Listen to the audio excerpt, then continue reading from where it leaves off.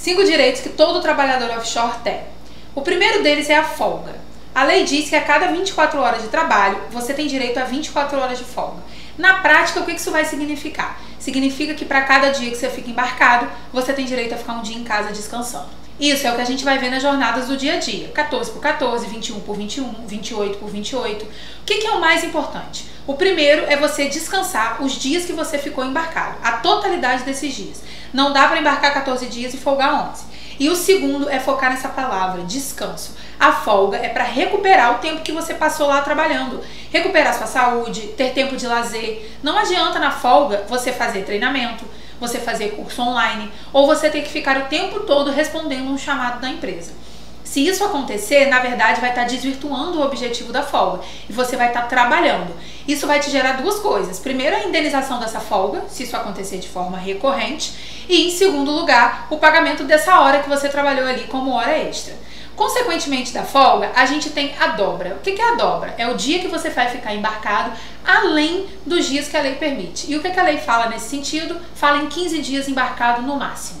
Então, se você embarca 18 dias, 20 dias, 21 dias, você está embarcando dobrado. Só que na prática, o que vai gerar esse embarque que você vai estar trabalhando dobrado? Vai gerar a hora extra nesses dias. Por quê? Lembra que eu falei da folga? Se você está trabalhando em dia de folga, você não está trabalhando no dia certo. Você está trabalhando no dia de descanso. Então, as horas que você trabalhou nessa folga são horas que você deve receber a 100%. Ou seja, os dias dobrados devem ser pagos pela sua empresa a 100% para você no contra-cheque, como hora extra, porque eles são dias que estão sendo trabalhados além do limite da lei. A dobra também vai te gerar a indenização da folga que a gente falou antes. Então você vai receber pelas horas a mais que você trabalhou naquele dia e pela folga indenizada. Outro ponto importante, outro direito do trabalhador offshore é o DDS, né? É aquele diálogo diário de segurança, que é aquela reunião que vai acontecer ali com o técnico de segurança do trabalho a bordo, né? Só que essa reunião, qual é a grande questão dela? Se seu turno é de 6 às 18, então você tem que começar lá às 6 horas da manhã, se você tiver que chegar 20 minutos antes para fazer o DDS, o que você vai estar fazendo é hora extra. Então, esses 20 minutos vão ter que ser pagos a você como hora extra, porque na verdade você está ali fazendo DDS e você está trabalhando, né? O quarto direito que é importante da gente entender são os adicionais. O mais comum que a gente vê é o adicional de periculosidade, porque a atividade offshore ela é uma atividade periculosa. Então, esse adicional ele vai ser de 30% sobre o seu salário base.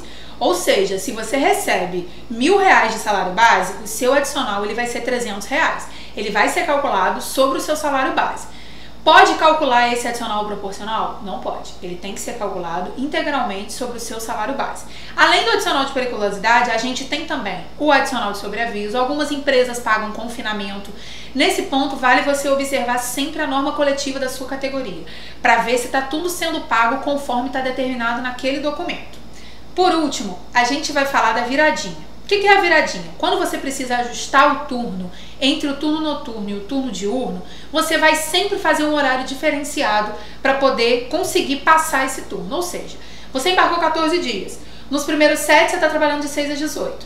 Nos outros você está trabalhando de 18 às 6. Nesse meio você vai precisar ajustar esse turno. E aí o que vai acontecer? Você vai descansar menos do que você deveria. Entre uma jornada de trabalho e outra, você tem que descansar por 11 horas. Se você faz esse ajuste para poder virar, você não vai conseguir descansar essas 11 horas. Então você faz juiz receber essa diferença, essas horas que você não descansou. A gente hoje aqui falou de 5 direitos do trabalhador offshore. Me conta aqui nos comentários se você já viveu alguma situação dessa ou se você conhece alguém que passe por isso.